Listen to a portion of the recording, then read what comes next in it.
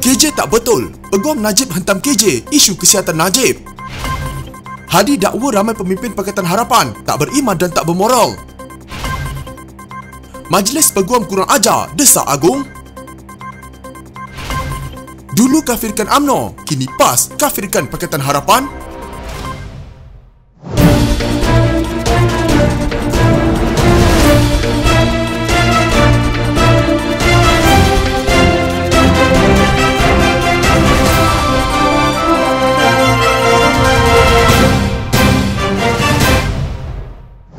Peguam Bela Najib Razak Muhammad Syafiee Abdullah mempertikaikan dakwaan Menteri Kesihatan Khairy Jamaluddin bahawa ubatan generik mampu untuk menurunkan tekanan darah bekas Perdana Menteri itu. Peguam itu juga mendakwa kementerian pada awalnya menyatakan mahu memindahkan Najib dari Hospital Kuala Lumpur ke Institut Jantung Negara. Semasa sebutan kes rasuah 1MDB, Najib membabitkan penyelewengan dana bernilai 2.28 bilion ringgit di Mahkamah Tinggi Kuala Lumpur. Syafiee membuat dakwaan mengenai ubatan generik sebagai respons kepada laporan berita berhubung kenyataan Khairy semalam. Peguam itu memberitahu mahkamah bahawa tekanan darah Najib hanya mula turun selepas diberikan ubat bagi penyakit darah tinggi yang asal yang diambilnya sebelum ini. Sekarang mereka beri ubat yang dia Najib biasa makan. Tekanan darahnya mula turun tetapi belum memuaskan. Balik semula kepada bacaan tekanan darah asal. Walaupun perubahan semula kepada ubat asalnya adalah berkesan, bacaan dia masih belum kembali normal. Ujian masih dijalankan. Kata peguam itu, pelanggan saya ada sejarah mempunyai ulcer yang sangat teruk. 3 bulan lalu, dia tidak sedar. Dia berada di tahap kritikal. Dia kehilangan banyak darah tanpa mengetahui sebabnya. Mereka, kaki tangan perubatan memeriksa dan mendapati hemoglobinnya sangat rendah. Dia mungkin diserang stroke, tetapi mereka berjaya mengawal keadaan dan dia kembali normal. Tetapi baru-baru ini dia mengadu sakit di bahagian perut dan doktor menemui ulcer. Apabila disentuh, ia berdarah. Oleh itu, dia sedang diuji untuk memastikan tekanan darah tiada kaitan dengan itu, melainkan ada kesan berpunca daripada ubatan generik. Walaupun ubatnya sama, satu adalah yang asal, manakala satu lagi generik ataupun bukan. Bertentangan dengan apa yang dilaporkan dalam media, ubatan generik sebenarnya boleh tidak berkesan seperti ubatan asal, dakwa Syafiee. Sehubungan itu, Peguam Bela berkenaan memohon mahkamah melapangkan tarikh perbicaraan yang dijadualkan esok kerana Najib masih dirawat di HKL. Hakim Pembicaraan Colin Lawrence Sequirah kemudian membenarkannya dan menetapkan prosiding bersambung semula pada 26 September. Sebelum ini, sebagai menjawab dakwaan anak tertuduh Nuriana Najwa, Khairy menafikan bahawa ubatan Najib telah ditukar, tetapi sebaliknya menjelaskan tertuduh diberi ubat generik setara sambil menambah bekas Perdana Menteri itu berada dalam keadaan stabil di HKL. Menteri itu juga berkata tertuduh tidak perlu dipindahkan dari HKL ke IJN. Ketika ditemui media selepas prosiding, Peguam Bela itu berkata Najib bukan dirinya yang biasa ceria ketika ditemui di HKL. Dia berkata bahawa tertuduh dalam keadaan tidak selesa dan kesakitan sambil menambah bahawa mengalami ulcer adalah perasaan yang paling teruk. Berhubung kenyataan Khairy bahawa tidak perlu menghantar Najib ke IJN, Syafiee berkata bahawa mereka pada mulanya diberitahu oleh Kementerian Kesihatan bahawa tertuduh akan dihantar ke sana. Peguam itu berkata jika masalah kesihatan anak guamnya itu benar-benar serius, Najib perlu berjumpa pakar. Saya tidak fikir dia Khairy betul. Dia harus baca akta penjara, kata Syafiee kepada pemberita. Presiden PAS Abdul Hadi Awang sekali lagi menegaskan parti Islam itu tidak akan membentuk kerjasama dengan Pakatan Harapan termasuk menerusi pendekatan kemah besar dalam pilihan raya umum. Pakatan Harapan tidak mampu menegakkan keadilan yang menyeluruh kepada rakyat walaupun dalam gabungannya terdapat parti yang menjadikan keadilan dan amanah pada jenamanya, katanya. Abdul Hadi mendakwa ini kerana ramai di kalangan pimpinan Pakatan Harapan tidak beriman dan tidak bermoral. Menurut ahli parlimen Marang itu, Pakatan Harapan ketika menghadapi PR14 pada 2018 juga memperlihatkan parti gabungan pembangkang itu secara terbuka mengumpulkan kumpulan pemberi rasuah dan penerima rasuah. Ramai dalam kalangan Pakatan Harapan yang tidak beriman atau berakidah dan bermoral, berakhlak secara terbuka mengumpulkan kumpulan pemberi rasuah dan penerima rasuah. Paling ramai pihak yang melompat parti bukan alasannya berprinsip tetapi mengejar janji-janji manis dan janji bohong seperti rasuah juga, katanya dalam catatan minda Presiden PAS. Abdul Hadi juga mendakwa Pakatan Harapan mengamalkan politik dendam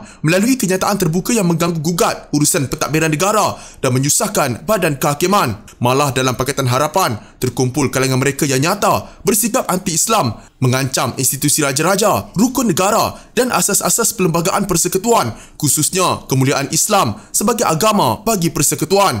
Bahkan terdapat juga kalangan yang fanatik, bencikan Melayu dan Bumi Putera tanpa peduli adanya hak terhadap agama lain dan berbagai-bagai kaum yang sudah mencukupi dakwa Abdul Hadi. Oleh demikian, Abdul Hadi bertegas menolak mudarat politik Pakatan Harapan yang lebih besar dan mendatangkan akibat yang lebih parah kepada negara hingga boleh merobohkan asas dan mematahkan cabang-cabang yang penting. Abdul Hadi berkata hubungan masyarakat majmuk menjadi rapuh apabila Pakatan Harapan lebih banyak menyentuh perkara negatif berkenaan dasar dan konsep negara jika dibandingkan dengan Barisan Nasional. Tambah Abdul Hadi, Islam yang menjadi akidah perjuangan PAS menetapkan bahawa politik tidak berpisah daripada agama yang ada perhitungan dosa dan pahala serta dibawa ke alam akhirat. Maka wawasan PAS tidak tamat sekadar melepaskan harapan di alam dunia. Justru PAS tetap mempertahankan hak Melayu, Bumi Putera dan Islam termasuk bahasa yang menjadi teras kepimpinan negara ini tanpa menghapuskan bangsa dan bahasa lain. PAS menentang teori Malaysian Malaysia yang menentang sikap fanatik perkauman kerana kedua-duanya bercanggah dengan Islam dan fitrah manusia. PAS menegaskan kalau ada sesiapa yang membuat kenyataan orang Melayu ini bersifat perkauman, halaukan dia kerana tidak mengenang budi. Bersama dalam Pakatan Harapan, parti-parti politik dan badan bukan kerajaan NGO yang menegaskan ideologi sekularnya secara terbuka sehingga mereka menolak prinsip agama dalam politik, tambah Abdul Hadi. Zaid Ibrahim menyela Majlis Peguam berhubung kenyataan yang mencadangkan pengampunan diraja ke atas Najib Razak akan mempersenda kedaulatan undang-undang dan pentadbiran keadilan. Sekali lagi kita mendengar tekanan-tekanan daripada kumpulan pendesak, misalnya daripada Majlis Peguam. Kata peguam itu, apakah motif mereka ini? Beliau berkata kuasa pengampunan itu suatu penghormatan yang diberi oleh undang-undang kepada Yang di-Pertuan Agong dan Raja-Raja Melayu dan kuasa itu kena dihormati semua rakyat. Presiden Amerika Syarikat Donald Trump sendiri mengampuni 70 orang dalam sepenggal pentadbirannya. Tak ada pun orang kata sistem undang-undang Amerika Syarikat pincang. Katanya di Facebook mengingatkan bahawa antara yang diampuni Trump, individu yang menyebabkan kematian kanak-kanak Iraq. Tak ada pun siapa mengatakan sistem keadilan Amerika Syarikat pincang kerana mereka menghormati kuasa pengampunan yang diberi kepada ketua negara. Saya sedih tekanan yang dibuat kepada Agong. Ini sudah melampau. Seolah-olah ini tekanan supaya pengampunan tidak diberi. Ini sudah kurang ajar. Kita hormatlah kuasa itu.